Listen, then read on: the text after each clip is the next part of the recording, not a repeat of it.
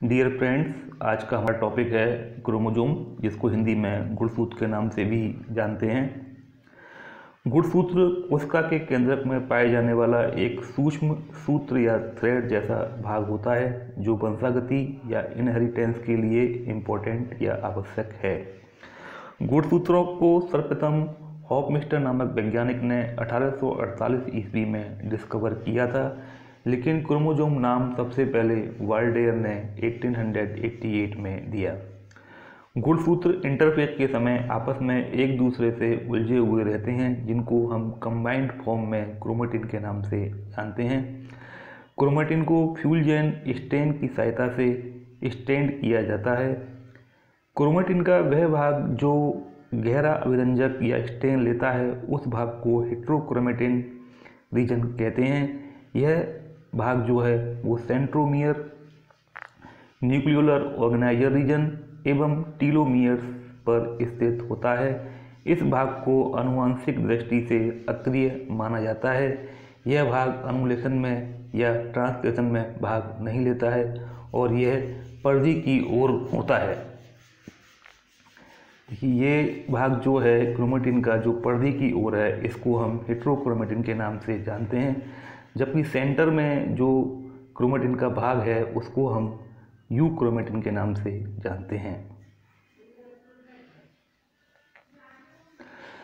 Chromatin का शेष भाग जो इंटरफेज अवस्था में हल्का अभिरंजक लेता है उसे यूक्रोमेटिन कहते हैं। यह भाग आनुवंशिक रूप से सक्रिय होता है एवं ट्रांसलेशन की क्रिया में भाग लेता है। यह केंद्र की ओर होता है एवं कोशिका विभाजन के समय जब क्रोमेटिन जाल अलग अलग गुणसूत्रों में भी स्पष्ट हो जाते हैं, अर्थात जब सेल इंटरफेज अवस्था से निकलकर माइटोटिक या मियोटिक फेज में आती है, तो उस समय जो क्रोमेटिन होते हैं वो अलग अलग गुणसूत्रों में स्पष्ट हो जाते हैं। रासायनिक संरचना अगर हम क्रोमोसोम्स की देखें तो यह क्रोमेटिन तंतु, डीएनए, आरएनए एवं प्रोटीन जो कि हिस्टोन व नॉन हिस्टोन प्रोटीन होती हैं उनके बने होते हैं। गुणसूत्रों की संख्या अलग अलग जातियों में अलग अलग होती है और यह एक जाति के लिए हमेशा स्थिर रहती है। यहाँ पर मैंने कुछ जीवों के नाम लिखे हैं जिनमें गुणसूत्रों की संख्या को दर्शाया गया है। यह गुणसूत्रों की संख्या जो है वो डिप्लॉयड नंबर है। जैसे सबसे कम जो क्रोमोसोम्स है वो एस्केरिस में पाए जाते हैं, जहाँ पर डिप्लॉयड क्रोमोसोम्स की संख्या 2 है। ड्रोसोफिला में 8, फ्रॉग में 26। जैसा कि हम जानते हैं कि मैन में डिप्लॉयड नंबर ऑफ क्रोमोसोम्स 46 होते हैं। जबकि सबसे ज़्यादा जो क्रोमोसोम्स की संख्या है वो एक प्रोटोजोआ में होती है, जिसको हम ओलोकैंथा के नाम से जानते हैं। ओलोकैंथा एक रेडियोलेरियन प्रोटोजोआ है। यहाँ पर गुणसूत्र की संरचना के बारे में मैंने एक स्लाइड बताई है। जैसा कि आप जान रहे हैं कि इसमें जो सबसे भारी जो परत है उसे पेलिकल कहते हैं। अंदर जो द्रव भरा रहता है उसे मैट्रिक्स कहते हैं। जबकि अंदर जो इसके अंदर 2 क्रोमेटिड्स होती हैं, दोनों क्रोमेटिड्स आपस में एक स्थान पर जुड़ी रहती हैं, जिसको हम सेंट्रोसोम के नाम से जानते हैं या इसको हम सेंट्रोमियर भी कहते हैं। गुणसूत्रों के दोनों सिरों पर एक और कंस्ट्रक्शन पाया जाता है जिसको हम सेकेंडरी कंस्ट्रक्शन के नाम से जानते हैं। सेकेंडरी कंस्ट्रक्शन जो है सभी क्रोमोसोम्स में नहीं होता है।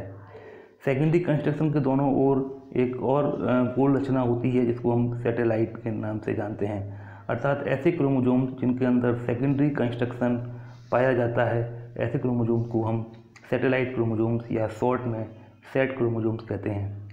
एक ही क्रोमोसोम्स के अंदर पाई जाने वाली दोनों क्रोमेटिड्स को हम सिस्टर क्रोमेटिड्स के नाम से जानते हैं। हर गुणसूत्र में, जैसा कि मैंने अभी बताया, कि 2 अर्धगुणसूत्र क्रोमेटिड्स होते हैं। दोनों गुणसूत्र एक स्थान पर एक दूसरे से जुड़े रहते हैं। इस स्थान को हम गुणसूत्र बिंदु या सेंट्रोमियर या प्राथमिक संपीड़न क्षेत्र या प्राइमरी कंस्ट्रक्शन रीजन के नाम से जानते हैं। गुणसूत्र बिंदु के दोनों ओर काइनेटोकोर पाए जाते हैं, जिस स्थान पर कोशिका विभाजन के समय तर्कुतंतु आकर जुड़ते हैं। गुणसूत्रों पर निश्चित दूरी पर सूक्ष्म दानों के आकार के उभार होते हैं जिन्हें न्यूक्लियोसोम्स कहते हैं। गुणसूत्र पर एक विशेष स्थान होता है जिसे केंद्र की या संगठक कहते हैं। इस भाग से ही केंद्रका का निर्माण होता है। गुणसूत्र के जो स्वतंत्र सिरे होते हैं उन्हें हम टीलोमियर कहते हैं। एक आवश्यक चीज़ जानने के लिए यहाँ पर ये है कि जो क्रोमोसोम्स हैं उनके अंदर जो है क्रोमेटिड्स एक कॉइल्ड स्ट्रक्चर के रूप में होते हैं, जिन्हें हम क्रोमोनीमा कहते हैं। क्रोमोनीमा अर्धसूत्र क्रोमोनीमा जो हैं वो, अथवा इनको हिंदी में हम वर्णसूत्र के नाम से जानते हैं, ये एक ऐसी संरचना है जो उप अर्धगुणसूत्री या सब क्रोमेटिड स्वभाव की होती है। एक अर्धगुणसूत्र में 2 या 2 से अधिक क्रोमोनीमेटा हो सकते हैं। गुणसूत्रों में द्वितीयक संकीर्ण भी पाया जाता है। ऐसे गुणसूत्रों में छोटा एवं अंतिम सिरे पर पाए जाने वाला गोलाकार भाग सैटेलाइट कहलाता है, और ऐसे गुणसूत्रों को हम सैटेलाइट क्रोमोसोम्स या सेट क्रोमोसोम्स कहते हैं। सभी क्रोमोसोम्स सैटेलाइट क्रोमोसोम्स नहीं होते हैं। मनुष्य में केवल 13वां, 14वां, 15, 21 और 22 पे जो गुणसूत्रों के जोड़े होते हैं उन्हें हम सैटेलाइट क्रोमोसोम्स कहते हैं। आइए अब बात करते हैं न्यूक्लियोसोम की। इलेक्ट्रॉन सूक्ष्मदर्शी से देखने पर क्रोमेटिन में माला के गोल दानों की तरह बीड्स दिखाई देती हैं, जो एक दूसरे से कुछ कुछ दूरी पर स्थित होती हैं। न्यूक्लियोसोम डीएनए एवं हिस्टोन प्रोटीन्स के बने होते हैं। हिस्टोन प्रोटीन्स पर धनात्मक आवेश या पॉजिटिव चार्ज होता है, क्योंकि इनमें लाइसिन एवं आर्जिनिन अमीनो एसिड्स की अधिकता होती है। हिस्टोन प्रोटीन में 8 अणु मिलकर एक हिस्टोन ऑक्टामर या हिस्टोन ऑक्टामर बनाते हैं। एक हिस्टोन ऑक्टामर में H2A, H2B, H3 एवं H4 प्रत्येक के 2 अणु होते हैं। इन 8 अणुओं के चारों ओर ऋणात्मक आवेशित डीएनए एक कुंडली के रूप में लिपटा रहता है, जिसमें लगभग 200 बेस पेयर्स होते हैं। अतः न्यूक्लियोसोम में हिस्टोन ऑक्टामर के चारों ओर डीएनए लिपटा हुआ रहता है। आगे की स्लाइड में हम इन ऑक्टामर की जो संरचना है उसको देखेंगे। इसी प्रकार एक 5वें प्रकार का हिस्टोन प्रोटीन H1 और होता है, जो डीएनए कुंडली के दोनों सिरों को जोड़ने का कार्य करता है। इसे हम लिंकर डीएनए के नाम से भी जानते हैं। न्यूक्लियोसोम को न्यूक्लियस एंजाइम की सहायता से पृथक किया जा सकता है। यहाँ पर देखिए इस स्लाइड में न्यूक्लियोसोम की संरचना को दिखाया गया है कि कैसे H2A, H2B, H3, H4 के जो 2 मॉलिक्यूल हैं आपस में एक दूसरे से जुड़े हुए हैं, और 2 जो न्यूक्लियोसोम है वो आपस में एक दूसरे से लिंकर डीएनए से जुड़े हुए रहते हैं। अब बात करेंगे सेंट्रोमियर, या जिसको हिंदी में हम गुणसूत्र बिंदु कहते हैं, उसकी स्थिति के आधार पर गुणसूत्र के प्रकार। सेंट्रोमियर की उपस्थिति के आधार पर गुणसूत्रों को निम्न 4 भागों में या 4 प्रकार में बांटा गया है: टीलोसेंट्रिक, एक्रोसेंट्रिक, सबमेटासेंट्रिक और मेटासेंट्रिक। मेटासेंट्रिक क्रोमोसोम्स में जो सेंट्रोमियर होता है वो क्रोमोसोम के मध्य में होता है, जबकि सबमेटासेंट्रिक क्रोमोसोम में जो सेंट्रोमियर होता है वो मध्य भाग से हल्का ऊपर या नीचे की ओर होता है।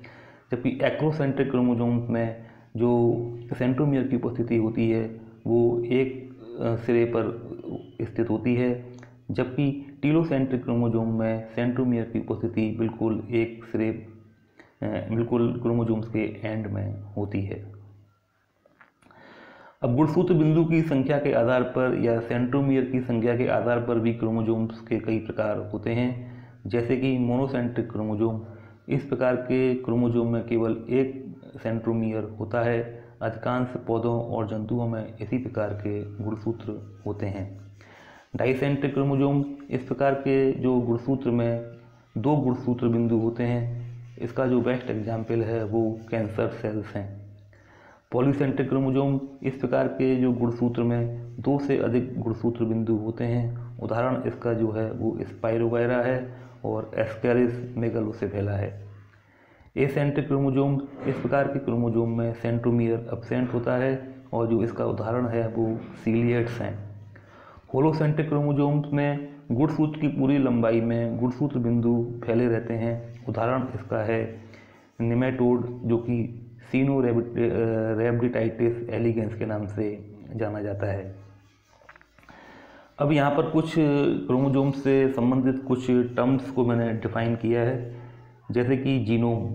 गुणसूत्रों के एक अगुणित समुच्चय या हैप्लॉइड सेट को जीनोम कहते हैं, अर्थात एक युग्मक में पाए जाने वाले गुणसूत्रों की संख्या।